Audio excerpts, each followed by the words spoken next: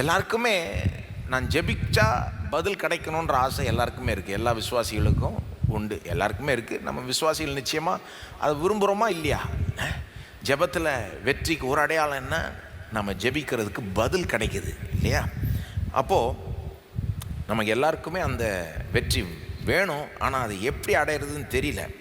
ஆனால் இந்த சத்தியத்தை நீங்கள் கவனிச்சிங்கன்னா, நீங்கள் கிறிஸ்துவோட ஒன்றாக இருக்கிறீங்க, இணைக்கப்பட்டிருக்கீங்க அப்படின்றத நீங்கள் சீரியஸாக எடுத்துக்கிட்டீங்கன்னா, இதன் மேலே கவனம் செலுத்துனீங்கன்னா, இதை நீங்கள் அப்படியே மேம்படுத்தி பண்படுத்தி வந்தீங்கன்னா, எந்த அளவுக்கு உங்கள் ஜெப வாழ்க்கை வளரலான்னா, நீங்கள் கேட்குறது எல்லாமே உங்களுக்கு கொடுக்கப்படும். நான் சொல்லலை, இயேசு சொன்னார். யோவான் 15ஆம் அதிகாரம் பாருங்கள். யோவான் 15:5 நானே திராட்சை செடி, நீங்கள் கொடிகள். நீ கேளு, இயேசு சொல்கிறாரு, நான் எங்கேயோ இருக்கேன், நீ எங்கேயோ இருக்கேன்னு கிடையாது.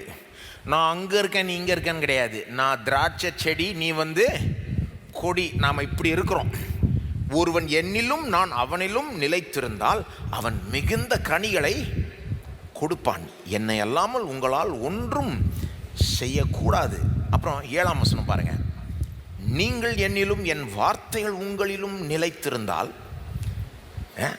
5ஆம் வசனத்தில் சொல்றாரு, ஒருவன் என்னிலும் நான் அவனிலும் நிலைத்திருந்தா. இங்க சொல்றார், நீங்க என்னிலும் நான் என் வார்த்தைகள் உங்களிலும் நிலைத்திருந்தால் நீங்கள் கேட்டுக்கொள்வது எதுவோ அது உங்களுக்கு செய்யப்படும்.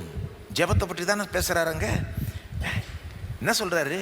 நீ எனக்குள்ள நிலைத்திருந்தா, நீ என்னோட ஒன்றா இருக்கிறன்றதை சீரியஸா எடுத்துக்கிட்டு இதன் மேல கவனம் செலுத்தி இதை நீ பண்படுத்தினா கனி தருகிற ஒரு வாழ்க்கையை நீ வாழுவாய். குறிப்பா எந்த கனியை ரொம்ப வலியுறுத்துறாரு?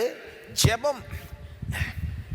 நீங்கள் கேட்டுக்கொள்வது எதுவோ அது உங்களுக்கு செய்யப்படும். சொல்லாமா? வாய்த்தரன் சொல்லாமா? ஜெபம் இந்த அளவுக்கு இல்லைன்னா கூட அட்லீஸ்ட் சொல்ல தான் செய்யலாமே. எல்லாம் சொல்லுங்க, நீங்கள் கேட்டுக்கொள்வது எதுவோ அது உங்களுக்கு செய்யப்படும். ஐயோ, கொஞ்சம் அதை யோசித்து பாருங்க. நீங்கள் என்ன கேட்குறீங்களோ அது உங்களுக்கு செய்யப்படும்ன்றார். இயேசு சொல்கிறாருங்க. என்ன சும்மா ஆசை காமிக்கிறாரா? சும்மா வெறுப்பேற்றுறாரா? என்ன செய்கிறாரு இயேசு இங்கே? இயேசு விளையாடல, உண்மையிலே சொல்கிறாரு, எப்போ உனக்கு கேட்குறது எல்லாம் கிடைக்கணுமா? அப்படிப்பட்ட ஒரு ஜெப வாழ்க்கை உனக்கு வேணுமா?